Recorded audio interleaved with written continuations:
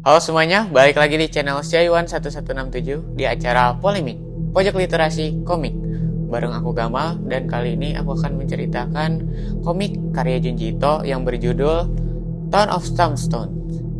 Nah, untuk chapter yang bakal aku ceritain itu berjudul The Next Door Window. Kalau kalian penasaran sama ceritanya, tonton videonya sampai selesai.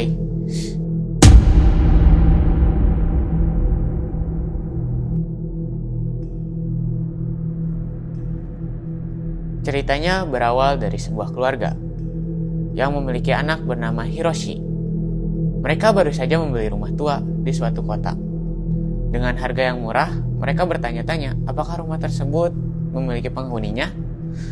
Namun setelah dipikir-pikir, rumah tersebut hanya memiliki satu kamar di lantai 2. Jadi wajar jika dijual dengan harga yang begitu murah. Sedatangnya mereka di sana, mereka pun ingin bersilaturahmi ke tetangga sekitarnya.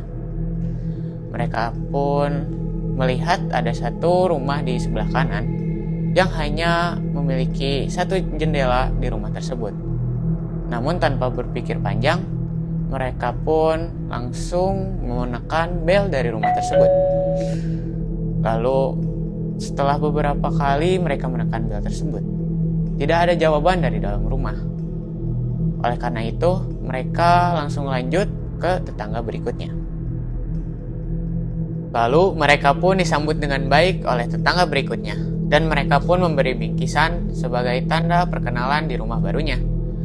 Lalu ibunya Hiroshi bertanya, apakah rumah di sebelah kanan tersebut memiliki penghuninya? Konon katanya ada penghuni wanita parubaya di sana.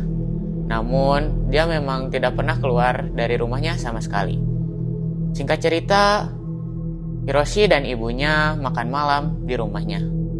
Dan Hiroshi telah membereskan makan malamnya dan ingin membereskan kamar tidur di lantai 2. Setelah ke kamarnya, Hiroshi pun ternyata tersadar bahwa jendela dari kamarnya itu berhadapan langsung dengan rumah yang hanya memiliki satu jendela, dan Hiroshi pun tidur di sana. Malam pun tiba. Hiroshi mendengar suara panggilan dari arah jendelanya. Awalnya Hiroshi menghiraukan suara tersebut, namun lama-kelamaan suara tersebut makin keras. Hiroshi pun menghampiri jendelanya dan membuka jendelanya secara perlahan. Lalu terlihatlah sosok wanita tua yang memiliki tubuh yang kurus dan memiliki wajah yang menyeramkan.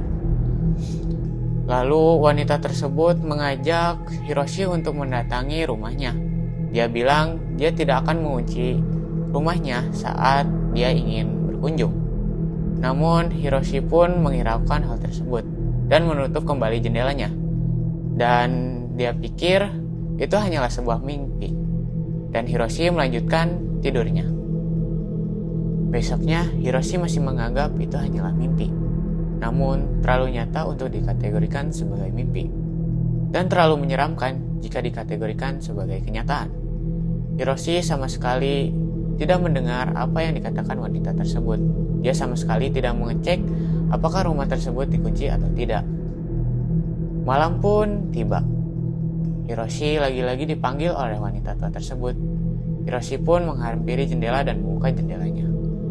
Dan wanita tua tersebut bilang ingin mendatangi kamarnya Hiroshi dengan cara menyodorkan tongkat jemuran ke arah jendelanya. Namun, dengan sigap, Hiroshi menepis tongkat tersebut hingga jatuh ke bawah. Dan Hiroshi pun dengan panik menutup jendelanya dan menguncinya rapat-rapat dan berlari ke lantai 1 untuk membangunkan kedua orang tuanya. Lalu Hiroshi pun berusaha menceritakan kembali apa yang telah terjadi. Lalu kedua orang tua tersebut pergi ke kamarnya Hiroshi. Namun anehnya, tongkat yang telah ditepis oleh Hiroshi tidak ada sama sekali. Dan seakan-akan itu hanyalah mimpi. Setelah berdiskusi, mereka memutuskan untuk ayah dan ibunya untuk tidur di kamarnya Hiroshi. Namun wanita aneh itu tidak muncul lagi. Setelah itu, Hiroshi pun disuruh kembali untuk tidur ke kamarnya dan berharap itu tidak akan terjadi lagi. Malam pun tiba. Hiroshi mendengar suara aneh dari wanita tersebut dan Hiroshi pun terbangun dari tempat tidurnya. Hiroshi pun bersiap-siap karena wanita tersebut bilang kalau dia akan mendatangi rumahnya sebentar lagi. Namun, hingga menjelang pagi, wanita tersebut tidak mendatangi rumahnya Hiroshi. Namun dia yakin bahwa wanita aneh tersebut masih ingin mencoba untuk mendatangi rumahnya Hiroshi. Karena anehnya, tembok dan jendela dari rumahnya wanita aneh itu mendekat ke jendelanya kamar Hiroshi. Setelah kejadian tersebut, keluarga Hiroshi pun memutuskan untuk pindah ke tempat lain. Lalu cerita pun selesai. Nah, menurut kalian gimana nih ceritanya? Kalau menurut aku sih ceritanya cukup menarik dan pembahasannya sangat singkat ya, sama penggambaran dari komiknya itu sangat menarik. Nah, kalau menurut kalian gimana? Terus pendapat kalian di kolom komentar di bawah.